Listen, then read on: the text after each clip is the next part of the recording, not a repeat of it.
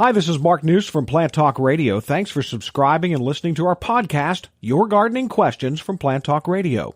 If you have a gardening question you'd like our host Fred Howard to answer, send him an email. The email address is fred@planttalkradio.com. Now for today's question. Fred, what about a hosta? Can you dig and divide that right now?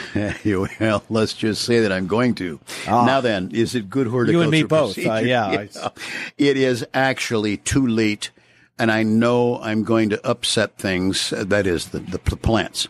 However, where I might in the spring early or fall dig the entire plant and wash it all off so I can see where the divisions are and break them apart or cut them apart and put them back and do all those nice things. That would be the least risk time to do it. However, right now I have a couple that are they've kind of overgrown their site, and I need one of that kind in another spot. I'm going to dig down by trying to find what I call the cleavage point, standing above the plant, separating leaves and so on.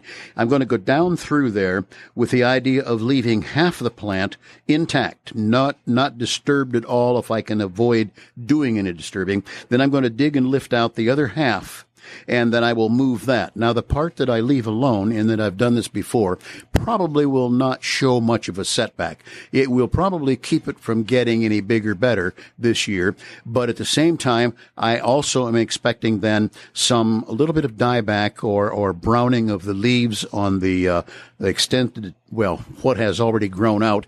And yet I have done this at risk, and I think I've only ever lost one plant by doing it. There are rules. The book explains them, and then the horticulturist has to work based on the time they have, and I run a few risks, and I've made it. But it's the time of year, Mark, where if you don't have to move the plant, I would indeed recommend waiting until roughly the middle of August, when the plant has essentially done all it's going to do for the year.